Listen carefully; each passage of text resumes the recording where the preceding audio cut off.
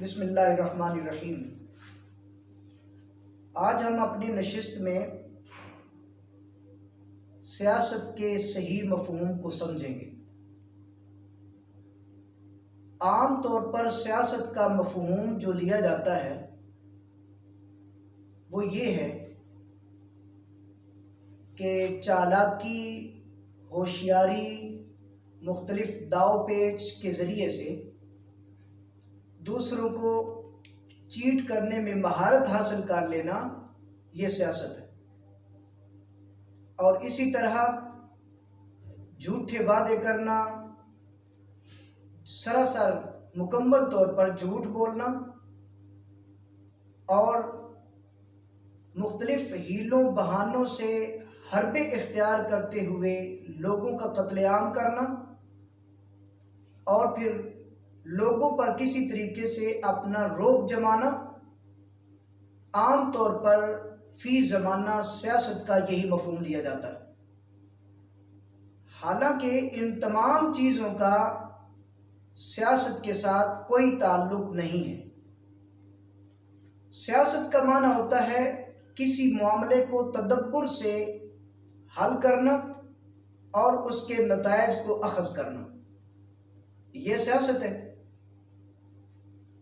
لیکن اس کے معنی میں کہیں بھی لوگوں کو دھوکہ دینا، جھوٹ بولنا، جھوٹے وعدے کرنا، ان کے حقوق کو غصب کرنا، مختلف چالاکیوں اور مختلف ہوشیاریوں سے لوگوں کے مال کو غصب کرنا، یہ قطعاً اس کے میننگ میں، اس کے معنی میں شامل نہیں ہے۔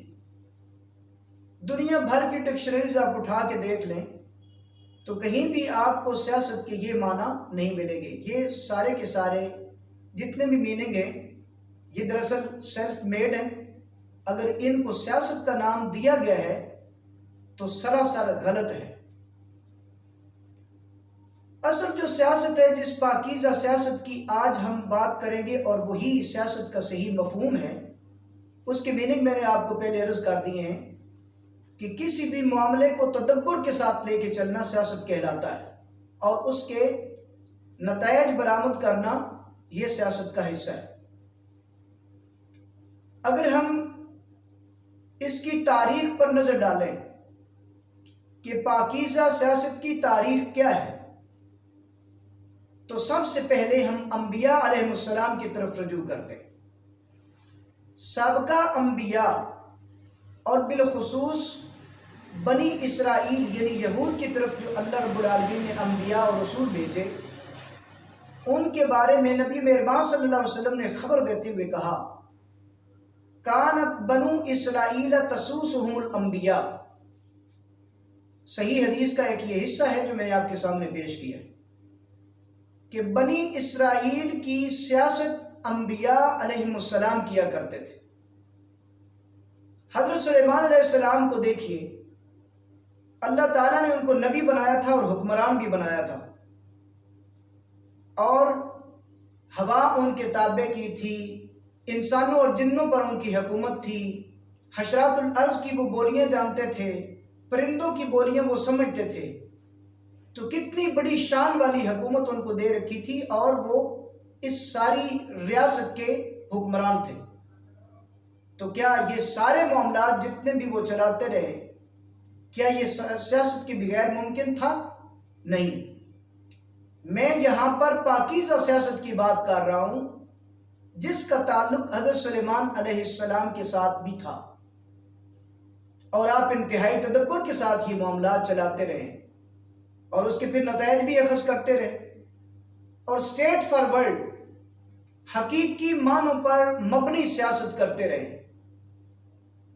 پھر اس کے بعد دیگر انبیاء علیہ السلام کو بھی دیکھا جائے تو وہاں سے بھی ہمیں سیاست کے میننگ نظر آتے ہیں اور صحیح طریقے سے اس کا عملی نفاذ ہمارے سامنے آتا ہے کہ اللہ کے نبیوں نے جو سیاست کی ہے وہ پاکیزہ سیاست ہے، اور اس میں اللہ کی طرف سے دیا گیا میسج اور پیغام پہنچانا بھی مقصود تھا، اور پیغام پہنچانے میں اسی سیاست سے کام لیا گیا اور اس کا کردار جو ہے وہ واضح۔ اب ہم آتے ہیں نبی مہربان صلی اللہ علیہ وسلم کی طرف۔ آپ صلی اللہ علیہ وسلم نے 53 سال مکہ میں گزارنے کے بعد جب مدینہ کی طرف ہجرت کی تو آپ صلی اللہ علیہ وسلم نے وہاں پر ایک ایسی اسلامی فلاحی نظریاتی ریاست کو قائم کیا اور اس کی وہ بنیادیں بنائیں جو رہتی دنیا تک تمام ریاستوں کی بنیاد بن سکتی ہیں۔ اور ریاست مدینہ کو آپ صلی اللہ علیہ وسلم نے ایک ماڈل ریاست کے طور پر دنیا کے سامنے پیش کیا ہے تاکہ دنیا اس ریاست کو فالو کرے اور اس طریقے سے اپنی ریاستوں، حکومتوں اور سلطنتوں کو چلائیں۔ آپ صلی اللہ علیہ وسلم نے جو حکومت قائم کی تو کیا حکومت جو ہے وہ بغیر سیاست کے ممکن ہے؟ جواب ہے نہیں۔ تو آپ صلی اللہ علیہ وسلم نے پاکیزہ سیاست کی بنیادوں کو مزید مستحکم بنایا ہے۔ اسی طریقے سے خلفائے راشدین کو ہم دیکھتے ہیں۔ خلفائے راشدین ابو بکر صدیق رضی اللہ تعالی عنہ سے لے کر علی المرتضیٰ رضی اللہ تعالی عنہ تک، ان تمام خلفاء نے جن کی حکومت اور سلطنت کا دائرہ 24 لاکھ مربع میل تک پھیل گیا تھا، جس میں مکہ، مدینہ، کوفہ، بصرہ، شام، مصر اور یہ سارے علاقے شامل تھے، اور 8 سے 9 صوبوں پر مشتمل یہ حکومت جس کے حکمران یہ خلفائے راشدین رہے ہیں۔ ابو بکر صدیق ہوں، عمر فاروق رضی اللہ تعالی عنہ ہوں، عثمان ذو النورین رضی اللہ تعالی عنہ ہوں، اور اسی طرح علی المرتضیٰ رضی اللہ تعالی عنہم اجمعین، ان تمام خلفاء نے پاکیزہ سیاست کی بنیاد رکھی اور اس بنیاد کو مزید مستحکم بنایا ہے اور ان اصولوں کو عملی طور پر اپنایا ہے جو نبی مہربان صلی اللہ علیہ وسلم ان کو دے کر گئے تھے۔ اگر یہ سیاست بذات خود اتنی ہی بری ہوتی تو سابقہ انبیاء نبی مہربان صلی اللہ علیہ وسلم اور خلفائے راشدین اس کو کیوں کر اختیار کرتے؟ انہوں نے اس سیاست کو اپنایا، پاکیزہ سیاست کا تصور لوگوں کو دیا اور اسی بنیاد پر سیاست کرنے کا حکم دیا۔ رہی آج کی موجودہ سیاست جو کہ اس وقت دنیا میں بشمول مسلم ممالک کے جو بھی سیاست چل رہی ہے اس کی بنیادیں وہ بنیادیں نہیں ہیں جو نبی مہربان صلی اللہ علیہ وسلم اور خلفائے راشدین نے دی۔